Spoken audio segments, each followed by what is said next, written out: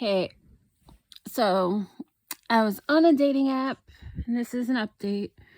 And I was talking to this guy. He seemed cool. We were talking off and on for a little bit. He seemed cool. And then I start trying to get to know him deeper. I'm like, oh, so do you live alone? What do you do for a living? All that kind of stuff. Because it's just been like little talks here, little talks there. And then we get to the talk about, do you live alone? And he's like, no. So then I start questioning, who does he live with? And then I asked him, does he live with his parents? And he's like, yeah, I live with my parents. This man's almost 40 years old. And then he's like, the area's expensive. And then he asked me about me, because this is a question I get a lot, because I'll ask that question, like, who do you live with or whatever?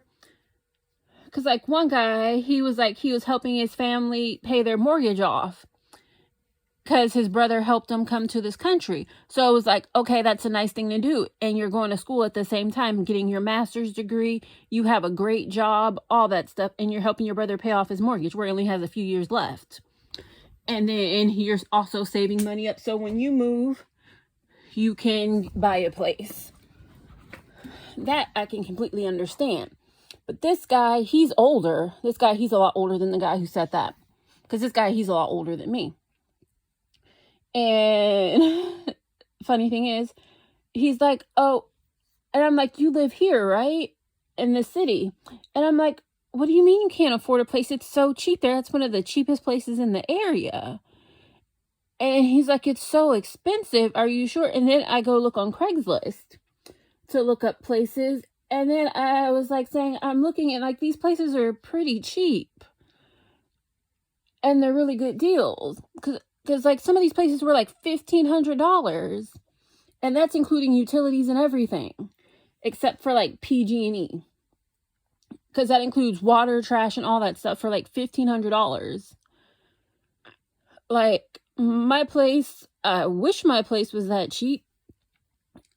But mine is not. And then he's like, how do you afford it? I'm like, I go to work. And even if I just work my regular shift and I don't do any of my side jobs, because like I haven't done any of my side jobs too much lately, because I just don't really want to. And I just have them there in case of an emergency. But I'm probably going to start going back to get extra money for vacation and stuff. But I don't really need to, because I put enough money away in savings. But if I want to have like extra for whatever, because I'm about to buy like a bunch of stuff off Amazon, because it's like Prime Day, and that's going to be a couple of $100, if not $1,000. And then he's like, it's so expensive. And I'm like, it's really cheap. And then that was a red flag where I knew I make way more money than this guy. And I'm doing way better in life. And he was talking about he wanted to have a wife and kids. And I'm thinking like, you don't live alone by yourself now. How are you going to have a wife and kid? And he was talking like multiple kids. And you can't even support yourself. And it's like, I'm all for like independent women and everything, but I strongly feel, I have traditional views, and I strongly feel that a man in certain times, it's like you can be nice, sweet, whatever, but in certain times, like with the family, you should at least, if you're talking about you want a wife and kids, you need to take the role, I'm not even saying as a leader, but as a provider. Because if your wife is the provider, she gets pregnant, she's going to have to take maternity leave and take some time off work. And then that's going to put the family in a financial crisis. And she's going to have to do like overtime or whatever and get a side job because he's not stepping up to the plate. Would I date a guy who makes significantly less money than me where I would have to sacrifice? No. My life goal is to stay out of the hood. I always say that. But I am not going to marry someone that I have to take on as like a child that I have to take care of and support. Because that already shows me if he's not willing to take care of himself, and he's talking about he wants to get married and have kids, and I'm already getting like deadbeat vibes. And it's like, you're not even paying rent for yourself. And it's like, if you can't afford to pay rent for yourself and still put a couple of hundred, if not a couple of thousand away a month for savings, rainy day or stuff, it's like, what's going on? And that's scary. And I don't know. Oh, yeah. And an update on my channel. I'm going to start doing movie reviews on movies that I've seen.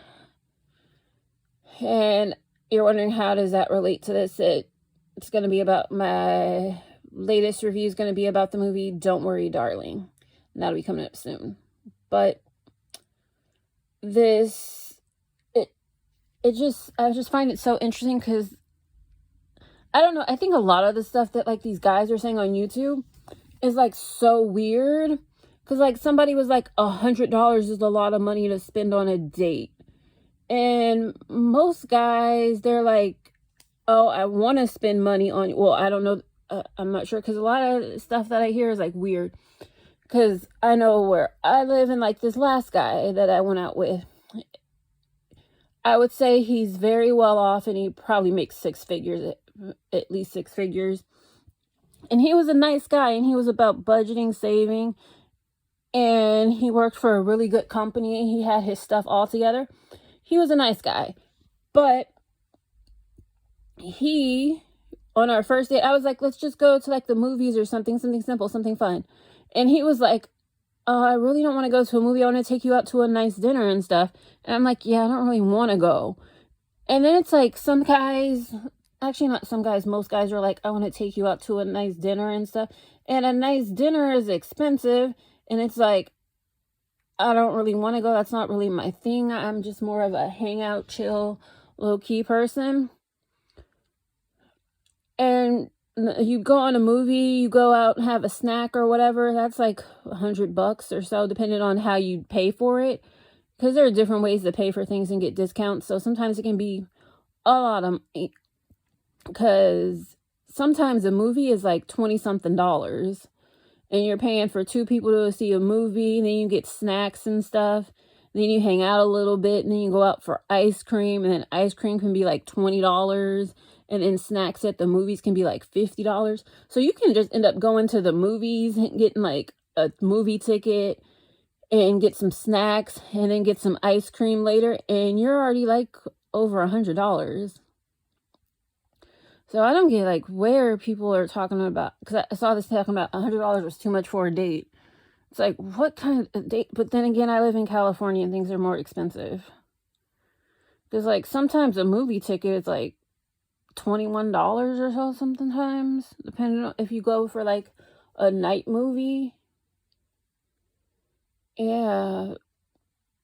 But it was so weird, this guy, because I knew right away he made a lot less money than me when he was like, he couldn't afford a place. And then things I thought were cheap, he thought were expensive. Yeah. That's kind of a red flag, because I like to do things. I'm not even like, I don't think I spend that much money. Because like everybody I know, they're like, oh, I'm cheap or whatever. Because, yeah, because like some of my friends, they'll go on like vacation for like a month to like Europe and travel all around. It's like I go on vacation for like a month or two a year, and I spend money and stuff. I'm not going to go stay in the nicest hotel for like a whole month, because that's expensive. That's like a couple of $1,000s. And it's like, I'm going on vacation to have fun and everything. And I'm going from like New York, LA. Actually, I don't go to LA because it's just not safe. But I go all around and I have fun.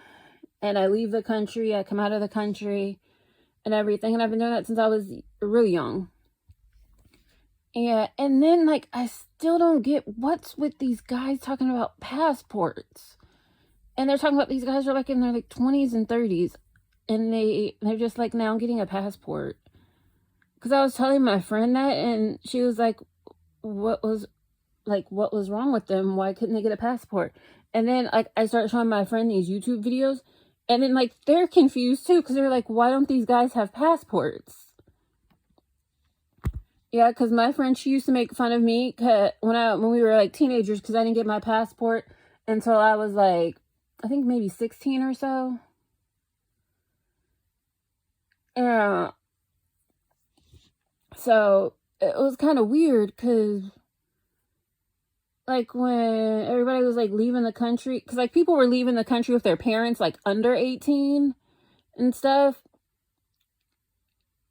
But then when you turned 18, you would leave the country by yourself. But then people are talking about like, oh, we're gonna be like passport bros.